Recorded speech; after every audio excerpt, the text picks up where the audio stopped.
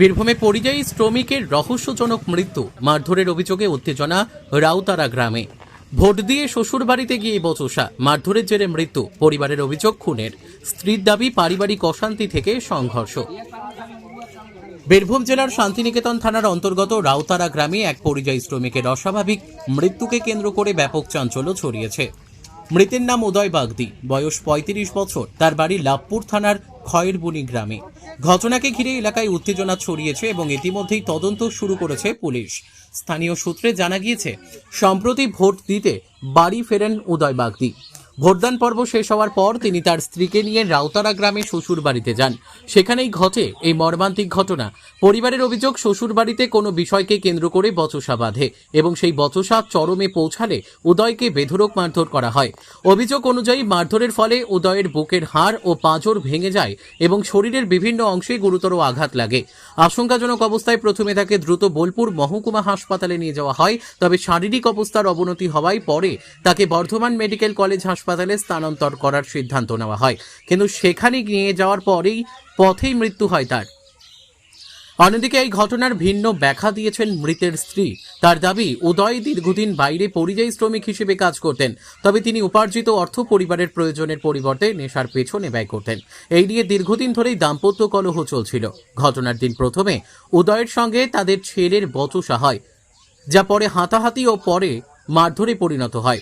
ফলে ঘটনার প্রকৃত কারণ নিয়ে ধোঁয়াশা তৈরি হয়েছে। এটি পরিকল্পিত খুন নাকি পারিবারিক অশান্তির জেরে আকস্মিক মৃত্যু, তা এখনো স্পষ্ট নয়। এদিকে পুলিশ মৃতদেহ উদ্ধার করে ময়নাতদন্তের জন্য পাঠিয়েছে। প্রাথমিকভাবে অস্বাভাবিক মৃত্যুর মামলা রুজু করে তদন্ত শুরু হয়েছে। ঘটনার সঙ্গে জড়িতদের জিজ্ঞাসাবাদ করা হচ্ছে বলে পুলিশ সূত্রে খবর। ঘটনাকে ঘিরে এলাকায় চাঞ্চল্য ছড়িয়েছে এবং মৃতের পরিবারের পক্ষ থেকে দোষীদের কঠোর শাস্তির দাবি তোলা হয়েছে। তদন্তের অগ্রগতির দিকেই এখন নজর সকলের। কেউ করে নেই, কেউ ছিল না, আমার সামনে ছিল না। আমাদের গ্রামে একটা পুজো ছিল, পুজো ওই ওই পাড়ায় ছিল। নিয়ে এবার ছেলে এবার মা বাবার সামনে, দিদার সামনে যদি মুখে ভাষা করে গাল দেয়, যে ভাষায় গাল দিয়েছে আমাদেরকে বলতে তো পারবো না। তা গালটা দিয়েছে বলে এবার ছেলে তো সম্মান লাগছে যে আমার মাকে গালটা দিছে। তাতে তখন বাবা বলেছে যারা যায়, তখন বাবাটা আমাদের ঘরে শাবল থাকা, ওই শাবল, লোহা শাবল বার করে নিয়েছে, ছেলেটাকে মারছে। এবার আমরা কি টাইম দেখবো? মা দেখবো না, মাম্মি দেখবো না, দিদা দেখবো দাঁড়িয়ে? আর যদি ছেলেটাকে মেরে দিত তাহলে ছেলেটাই খুন হতো, বাবার হাতেই খুন হতো, হতো না? এই বাবা ছেলেটা খুন হয় নাই বলে সবাই মিলে ছাড়াইতে গেলাম। তো 5 জন ছিল। এবার সবাই তো কুটুম ছিল, পাড়াবসী সবাই ছিল বলে ছাড়াইতে ছিল। মেয়েটিকে তো কেউ মা খাওয়াবে না, তার জন্য সবাই কেয়ার দিয়েছে, কেয়ার ইয়ে করছে। আমি কি করে জানবেন সবাই বলো তো? এবার ছেলেটার নামে ফেসে গেছে, তো ছেলেটা একা দোষ নাই। কার কার দোষ আছে? এখন জানি না কে বাটে, এখন সব মারধর কে কুটুম। কে করেছে? মারধর অনেক সবাই ছিল, আর তারা মারধর কে কে করেছে? সব ছাড়াইতে গিয়েছিল। এবার কে মেরেছে না মেরেছে এখন দেখা নাই, সবাই তো মেয়েটিকে তো ছাড়াইতে গিয়েছিল। উদয় বাগদিকে খুন করা হয়েছে, কারা কারা মারধর করেছে? কারা কারা এখন কি করে জানবো, আমরা তো এগুলোই ছিলাম। কিন্তু বাড়ির লোকের বিরুদ্ধে তো অভিযোগ করছে। বাড়ির লোক ব্যবহৃত খালা মারাই মেয়ে ছিল, গোটা ছিল সবকটা মেয়ে। দেখো 3টে মেয়ে, 4টে মেয়ে আমরা, এগুলো ঘরের লোক। আর ওই ছেলেটা আর আমার স্বামী ওই পাড়ায় ছিল, এই বিষয়ে তো কিছুই জানে না। আপনার নাম, আমার নাম টুনু, পরিচয়? এই রাতারা টুনু বাগদি। কে হয় আপনার? আমার ঠাকুর জামাই হয়, ননদের স্বামী। না, আমরা খুন করি নাই, আমি মারিও না। ওই লাঠিটো বিটিটো যা কিছু করেছে মারা ধরা, আর 5 জন ছাড়াই ছিল। আমার পা খোরা, আমি মারতেও যাইনি কিছু। আপনার মেয়ে কি করেছে? আমার মাইয়া লাঠিটো জামাই সাবল বাই করে আনলো, লাঠিকে মারবে করে দিয়ে মেয়েটা ধরে আইলো, দিয়ে চুলি মুটি ধরেছিল। কার? আমার মেয়েটার।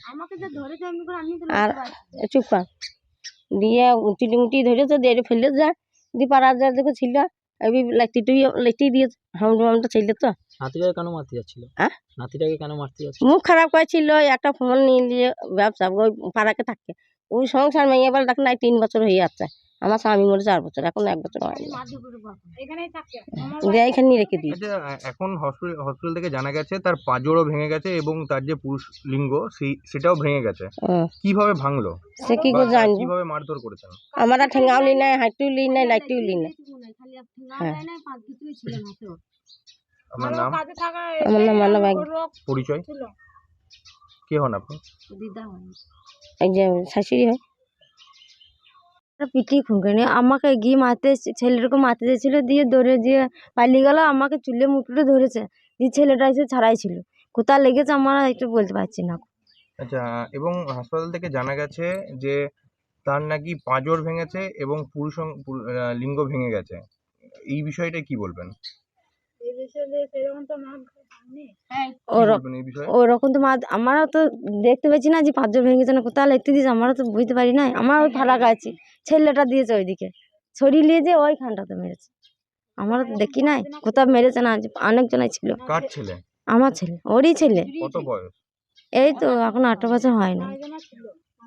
এই এখন ঠাকুর পুজো এসেছিল, দিয়ে মেলায় ছিল, সব ছাড়াই ছিল, ভেতরে ছিল, বেরিয়ে করে দিয়েছে, বুঝতে পারে নাই।